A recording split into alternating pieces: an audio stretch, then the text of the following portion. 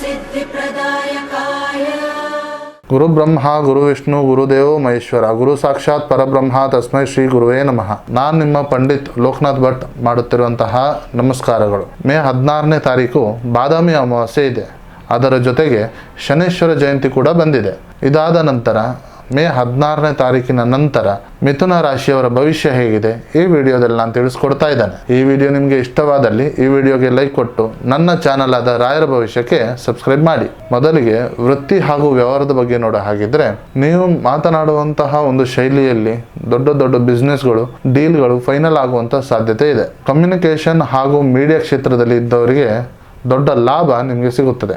ಒಂದೇ ಸಲ ಎರಡೆರಡು ಬಿಸ್ನೆಸ್ಗೆ ಕೈ ಹಾಕಲಿಕ್ಕೆ ಹೋಗಬೇಡಿ. ಕೈಯಲ್ಲಿ ಇರುವಂತಹ ಕೆಲಸಕ್ಕೆ ಮೊದಲು ಆದ್ಯತೆಯನ್ನು ನೀಡಿ ಹಾಗೂ ಬೇರೆ ಒಂದು ಕೆಲಸಕ್ಕೆ ಆಮೇಲೆ ನಿರ್ಧಾರವನ್ನು ತೆಗೆದುಕೊಳ್ಳಿ. ಆದರೆ ಕೆಲಸದ ಜಾಗದಲ್ಲಿ ಕೊಲೀಗ್ಸರ ಜೊತೆಗೆ ಸಣ್ಣ ಪುಟ್ಟ ವಾದ ವಿವಾದ ಆಗಬಹುದು.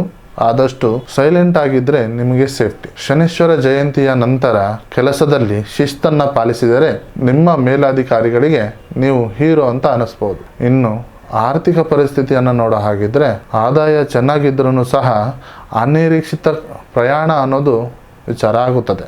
ಷೇರು ಮಾರುಕಟ್ಟೆಯಲ್ಲಿ ದೊಡ್ಡ ಮಟ್ಟದ ಹೂಡಿಕೆಯನ್ನು ಮಾಡುವಂಥ ಸಂದರ್ಭದಲ್ಲಿ ಹಿರಿಯರ ಒಂದು ಸಲಹೆಯನ್ನು ಪಡೆದುಕೊಳ್ಳಿ. ಸ್ವಂತ ಒಂದು ರಿಸ್ಕನ್ನು ತಗೊಳ್ಳೋದಕ್ಕೆ ಹೋಗಬೇಡಿ. ಇನ್ನು ಪ್ರೀತಿ ಹಾಗೂ ಕುಟುಂಬದ ವಿಚಾರದ ಬಗ್ಗೆ ನೋಡೋ ಹಾಗಿದ್ರೆ, ಕುಟುಂಬದಲ್ಲಿ ಜಾಸ್ತಿ ಸಮಯವನ್ನು ಕಳೀತೀರ.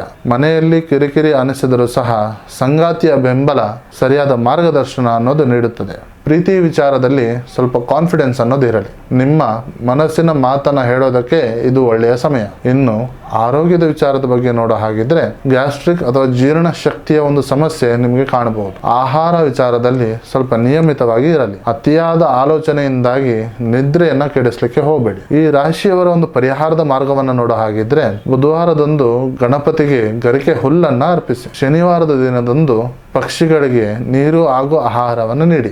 ಇದರಿಂದಾಗಿ ನಿಮ್ಮ ಮನಸ್ಸಿನಲ್ಲಿ ಇರುವಂತಹ ಗೊಂದಲಗಳು ದೂರವಾಗುತ್ತದೆ. ನಿಮ್ಮ ಅದೃಷ್ಟದ ಸಂಖ್ಯೆ 5 ಹಾಗೂ 3. ಅದೃಷ್ಟದ ಬಣ್ಣ ಹಸಿರು ಬಣ್ಣ.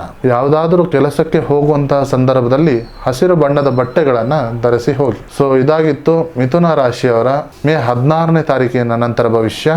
ಈ ವಿಡಿಯೋ ನಿಮಗೆ ಇಷ್ಟವಾದಲ್ಲಿ ಈ ವಿಡಿಯೋಗೆ ಲೈಕ್ ಕೊಟ್ಟು ನನ್ನ ಚಾನಲ್ ಆದ ರಾಯರ ಭವಿಷ್ಯಕ್ಕೆ ಸಬ್ಸ್ಕ್ರೈಬ್ ಮಾಡಿ.